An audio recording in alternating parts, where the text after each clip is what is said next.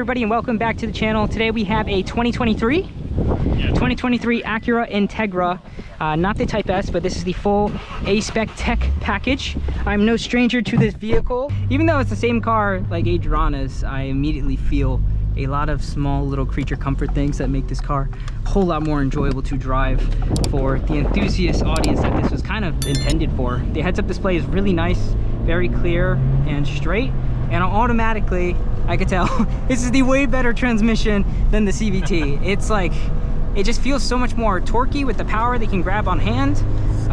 You definitely still got some delay, but it just feels a bit more surgy, a bit more rewarding, and overall it just feels way more dialed in, and this is how they wanted you to buy it from factory. Granted, as a commuter that you use it for, it's great, but now that we're in our land of the Touge, we can start letting her dance and move the way she was built to be. So not gonna beat on her too hard. Oh, it's got rev match, which is nice. I know these tires are pretty poo-poo caca, but oh, this has an LSD too. Yeah. Let's go, baby. Yeah, Adriana's does not have that, so I just get the one wheel peel every time. Yeah, but it's really good. Oh, baby. Yeah, I like this, man. Dude, I should have made her just learn to stick.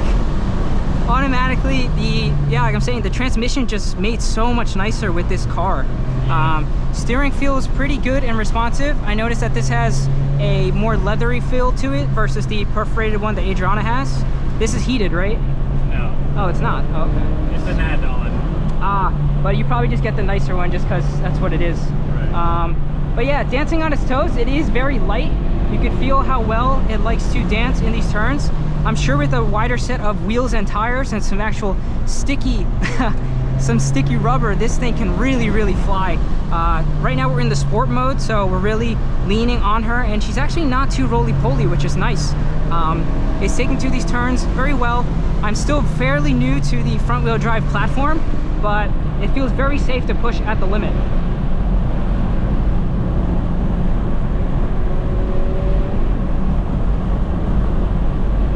I love this heads-up display. So easy to read the speed, so I don't have to look down. Not that that's relevant as of right now, but as well as the gearing, it seems to be very good. Rev match is doing a good job keeping me in the gear I want to be. The clutch is very light, which is a little weird for me, but overall, oh yeah, it's not as quick as something having like my M3, but to be able to put power down out of these turns is remarkable. I have not had that experience at all with Adriana's, and it just feels awesome. Even with the tach lighting up as we get closer to the red line, it's overall just a well more refined and sporty package. I'm gonna brake here, let it, I don't think it's, yeah, you gotta really give it a second to catch the rev. I'm used to mine being much more immediate on throttle, almost telepathic with what I'm doing. It's really bad. But, ooh, you just feel that little torquey surge of power as we're moving through this little, you got it, baby, you got it. Oh yeah. Yeah, but it just pulls you out. I see what they're saying, or it's almost like, I don't want to say it's like all-wheel drive or something, but it just moves. I'm not feeling any like torque steer or anything that ridiculous. Granted, I'm not doing full lock turns and gunning it, but this thing is a hoot. I see it now, I get it now. Adriana's is, it robs the soul, it robs the character, it robs the Type S moniker, the building, the everything. It just, this is the way it's intended, and I can't imagine the Type R and Type S in this platform, because automatically I see what they mean. I'm having more fun than my car, genuinely. Like, it's that good. Just light car, plenty of power to actually get in trouble and be fast. Yeah, definitely gonna understeer on there. I think that was a log that Brian moved, but like I'm saying, guys, she's just moving. Hard on brakes here, turn in, power out. I'm beating the shed's tires, sorry, but they just love to scream. I think these are just like generic all-season Continentals, and whew, okay, yeah, they're at their limit. So we're gonna cool it down. We have 3 passengers in here, so they're definitely finding, yeah, they're finding their limit of grip very fast, and this is the downhill portion, so it's a lot of weight on those front tires, especially with it putting power down in the front. So out of respect to John, and God forbid, we're gonna take it easy and just talk about everything else that comes along with this car. But like I'm saying before, I am blown away. Feels like a completely different car. Like I'm genuinely so impressed. I think the gearing is also quite perfect. It's really short. I'm in second and third, and I feel like I'm in the power band as I'm pushing through these little chicanes here. But it's just, oh man, I just love that feeling of the, I think that's what it is, the rev hang.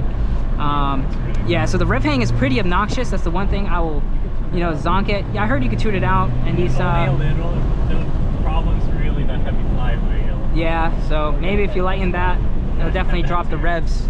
But man, it's so much fun, so much fun. As a previous FK8 or FK7 owner, this brings me back memories. Yeah, yeah. It's like perfectly firm. I really like the Sport. Yeah, it feels really taut. The steering lines up perfectly. Like my body's yawing with the car as it's dancing. So overall, I'm very, very happy and impressed.